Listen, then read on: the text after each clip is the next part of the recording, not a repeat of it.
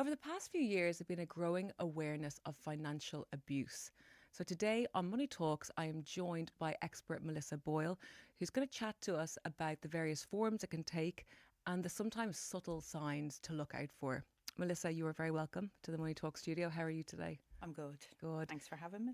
So, Melissa, you've written extensively on this topic. But for somebody who is not familiar with it, what is financial abuse? Okay, so financial abuse is when somebody uses money or your assets, say, to control you, to control what you're doing. It might be fairly obvious, but then it could be kind of, a bit covert where you're not seeing what's happening at the start. So when we talk about financial abuse, it was previously seen as just elder abuse. Mm-hmm. Whereas if we bring it into intimate partner relationships, that's when you have a couple that've joined finances, usually after they've been together for some time. And then slowly it's creeping into the relationship. So somebody has more control over the finances than the other person. And that can happen slowly over time. It's not overnight. So it could be maybe one person steps back from the workforce and they don't have an income anymore. So they're reliant on the other person for money. And that happens in loads of relationships. That's normal. But what I'd say to people is if you have fear around discussing money, say, or if you don't make any of the decisions regarding the finances of the family unit, then that would be a bit of a cause for concern. Mm-hmm. So, we have couples who, some people just don't like managing the money. They don't want anything got to do with it. And they would rather the other partner in the relationship deal with it. And that's fine. It's whatever works for that relationship. But it's where that might be the case. Like if that person went to say, well, maybe we'll go on holiday, and they're having input on the money that's being spent. Whereas when you don't have input, you cannot make decisions. That would be a red flag. So what got you interested in this topic? So I had been working in the area of debt management and financial advice for many years. And I noticed a common theme. It always seemed to be, women. Now, financial abuse doesn't just impact women. It's, but it impacts men as well. But it's mainly women that would experience it. So women that I have working as a financial coach with them, bringing them through, and it was usually for the divorce process. So I would work with people going through the divorce process. And then it gets to the end, as we're going through, and it's trying to get the information out of them. And it's not that they're not giving it, they don't know it. So that's the first telling sign, is when somebody in a relationship has no idea of the finances, what comes into the house and what leaves the house.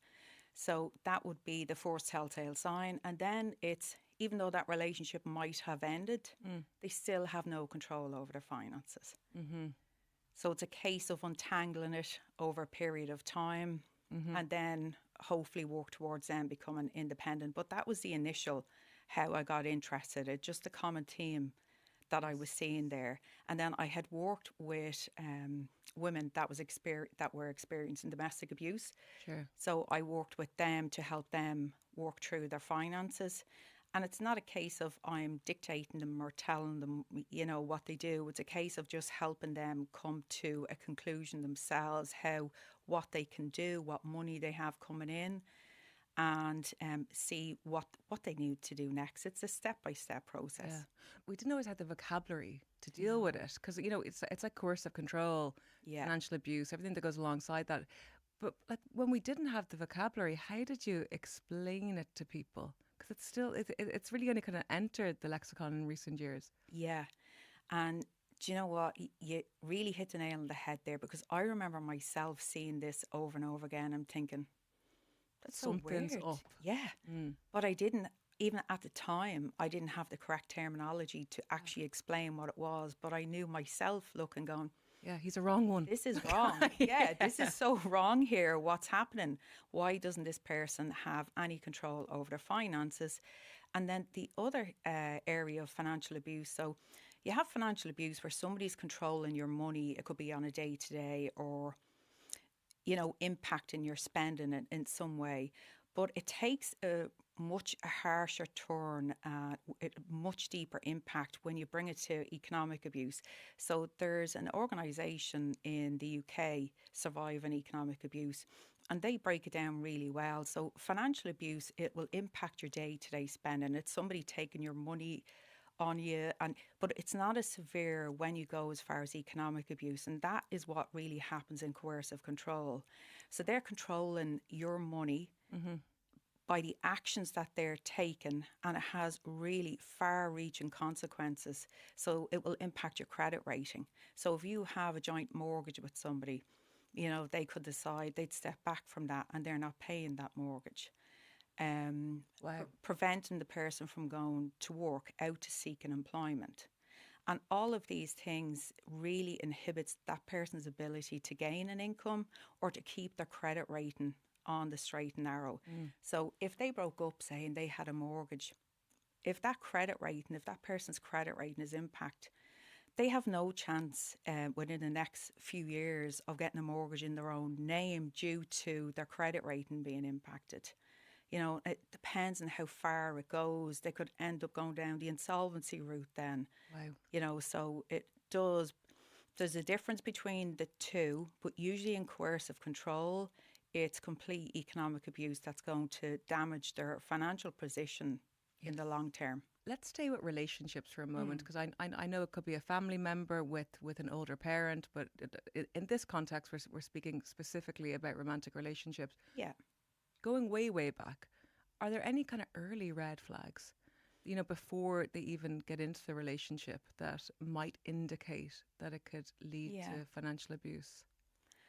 I think with the early red flags, if the person is controlling and they want to know what you're doing with your money, what you're spending your money on, that would be kind of a red flag you'd need to start watching out. That doesn't mean everybody that does that. They could simply be interested in you. But if it's going on over a long time frame that they keep watching your money, then that would be something that, definitely somebody would need to be on guard for. Yes. What I always say to people is, especially in a relationship, and for women, because it's usually women that it impacts more, is, have your own income, have your own bank account. Don't release full control.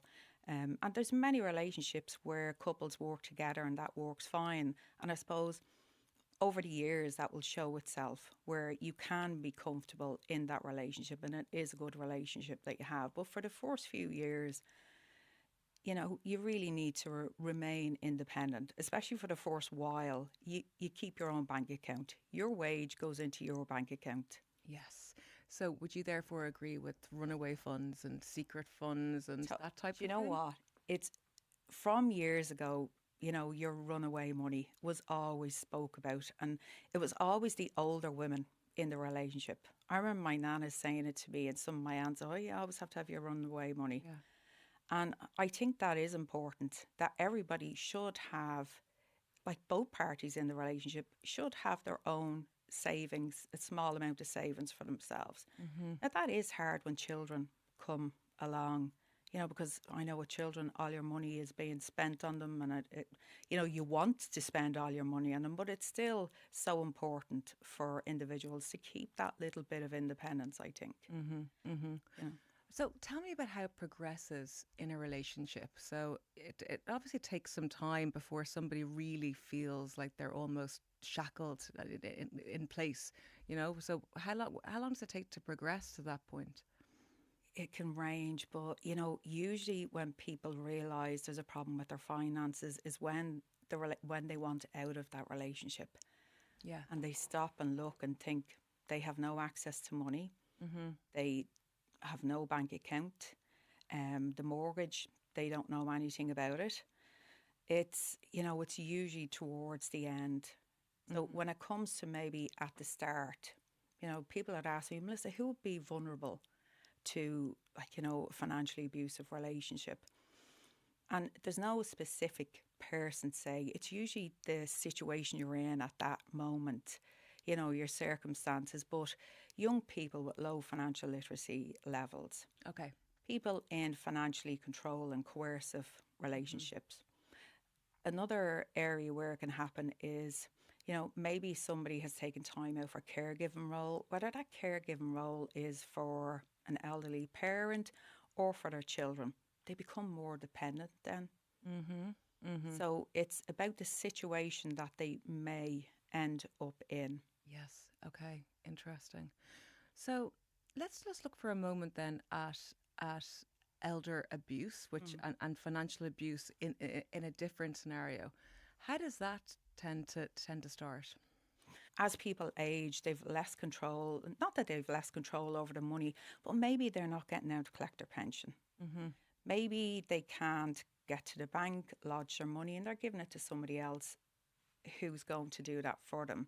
Yes. So with elder abuse, it wouldn't be my forte, like the area that I would specialise in. It's more with intimate partner relationships. But with elder abuse, it's a similar, it starts off slowly. Mm-hmm. Somebody's, oh, well, I'll take this amount. They won't notice it. But then it can creep up over time. As well as that, it's control of their assets. Mm-hmm. Mm-hmm. Got it. So, there's a number of areas when it comes, because with the aging person, they're less able, they're less mobile to get out and manage their money like they would have, or do their own shopping.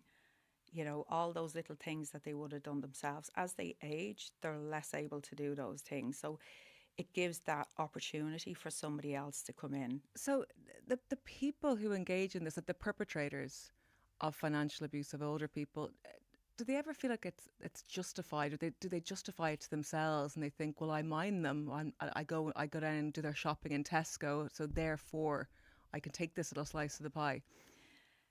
That is something that does, I think, creep in there, where they do believe they have an entitlement to it, Yeah. especially if it's a family member that they think, well, I'm helping to look after this, family member, so why shouldn't I? But, it's unless somebody gives you permission Yes.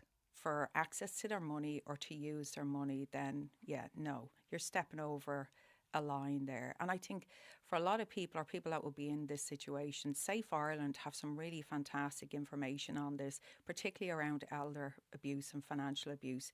They do, they have some information leaflets, and if you'd like to find out more, people can contact them.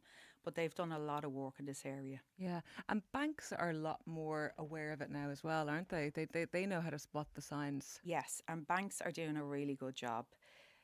Years ago when it came to financial abuse and that, people would be going and taking out a loan, maybe a joint loan, but really it wasn't a joint loan. But the central bank guidelines, all the rules and that have been brought in now, make that really difficult to do. It's virtually impossible to do now. So how the banks have addressed all of this, I think over years they seem to tackle it and tackle it well. But the banks also have a vulnerable customer unit. So you can go into any bank or contact the bank to helpline just and tell them you'd like to speak to the vulnerable customer unit, that, maybe you're having difficulties with your finances, you feel it's being controlled, that you don't have any control over them. And Yes. they'll be more than happy to deal with you, and they can call you into the bank. You can have a meeting face to face with somebody, or if you'd rather talk to them over the phone, again, they are well versed in it. So it seems to me, the way you're describing this, that outsiders tend to spot it sooner than the person who's actually in the relationship. Yes, that is very common. Okay. That would happen. And if that does happen with anybody, I think it's a case of, because sometimes people can't see the situation they're in and understand what's happening until they've actually left it. That's usually what happens. It's only when the person leaves the relationship that they're in that they realise how bad they were financially controlled. So if you are the outsider that's looking in on this relationship, I think it's a case of it's being very careful not to, dictate to the person or tell them what they're doing, because that individual may not fully understand what's happening, but there's offered maybe they can ring up advice lines, Women's Aid, they can have a chat with them. And through talking to experts in the area, they may become more aware. I recently had a discussion with a domestic violence organisation, and they said they work with individuals that are dealing with this, but whether they leave the relationship or not, they don't push it either way. They work with the person even if while they're still in the relationship, because maybe that person needs support just to build their confidence, to get to know exactly what's happening with their finances. Maybe they need to set up their own bank account. So these are all things that somebody could do. If they're in that relationship and they feel, oh, this, I don't feel comfortable. I used to have money. Now I have no money. I have no control over my money. I can't make decisions on anything that our money is spent on. So, with that individual, you'd be telling them to, maybe start taking control back if that's possible, and contact those support agencies, and they'll talk them through it, and they will meet. A lot of them have outreach workers that will meet with anybody who is experiencing it, and they'll help them through it step by step. But for the outsider, I suppose it's a case of giving them the contact information, and helping them along the way. Listen to them, hear what they're saying, but try not pass opinion. Okay, so you're not going in and saying he's a financial abuser and he's a loser and Yeah. he's not even good looking. Yeah. Jump ship. Yeah. So you're not. You're just being there to listen, to empower where you can, Exactly. and not give ultimatums. Yes, yeah, because that person then, if you give the ultimatum or dictate to them, they could end up backing away, and then they could end up never being able to get free of that. Yes. So be their support person, be there for somebody to, sound off, I think this, and, maybe I should go there. And so, yeah, great idea. I can get you that phone number. Would you like me to do something to help you out there? What about building your confidence back up again when you've come out of a relationship like this? It must make you very wary of getting into another relationship. That is a huge thing. Yeah. Because when you think, we all have our gut instinct. So everybody has that gut instinct. When you end up in a relationship like that, particularly with coercive control, you lose that gut instinct. It goes, and it takes time to come back. So they'll always be second checking, oh, did I do that right? I wonder, is that correct? And it does take time to work through that. And that's, I guess, where the financial coach comes in. You're working with them step by step, bringing them through, because it is an education piece. Maybe they haven't been involved in their finances for many years. So they do need that education there to build up the financial literacy. And then they work on building their financial well-being. Yeah. Are they made to think that finances are this kind of cryptic, like hard to understand world? Is that part of the abuse? And then, Yes. okay. Funny you say that, because I have had so many people say to me, is that it, Melissa? Yeah. Is that it? That's all I have to do? I'm like, yep, that's it. And we'd walk through and then move on to the next bit. So even the likes of something small, like doing up a budget, and that's empowering in itself. It's giving control back to them. They're taking control of their money, and they're doing up their own budget, and they're deciding where their money is going through their budget. Yes. So it's bit by bit just bringing them along. So is there anything that we can do to just protect ourselves from falling into this type of relationship? I think it's a case of, when it comes, everybody should know their money, and one way you can know what your money is and what your disposable income is at the end of the week or the month, whatever you get paid, is by doing up a budget. And I know people say, oh, here's the budget, but it is. And when you think of what financial well-being actually represents, one of the, just as important as having money in the bank and your pension, is control. Control is a really important point.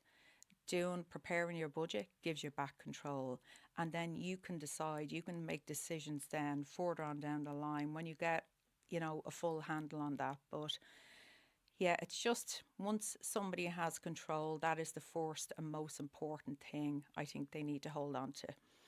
Always having, as you say, your rainy day fund and your runaway money.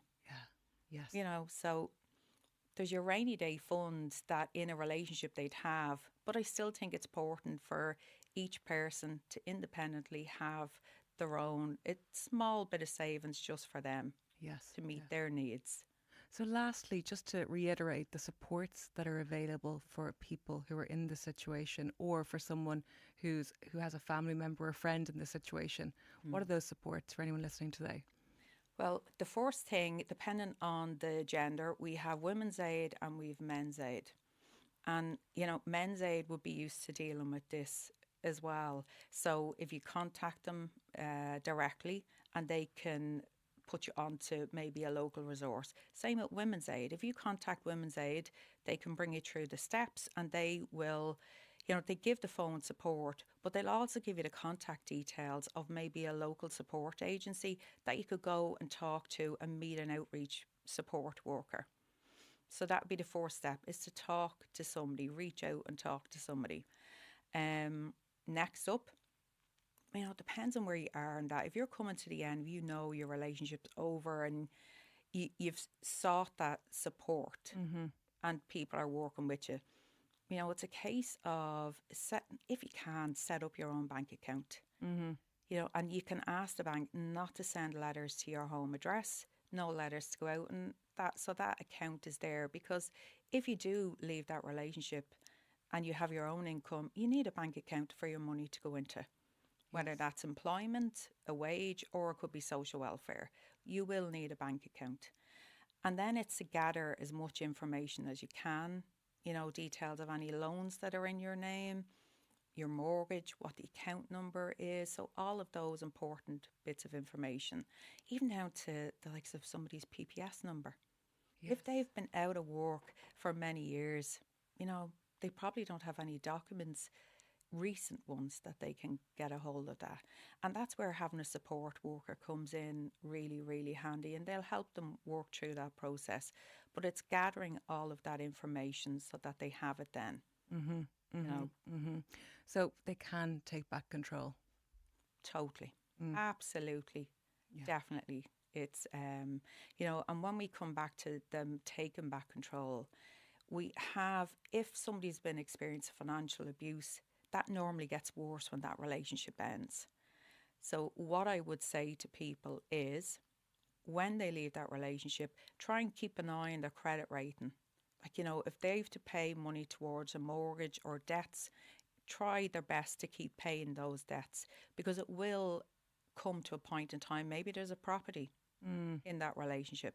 Maybe they'd like to buy that person out, or if the property is sold, then maybe they'd like to go and get their own mortgage.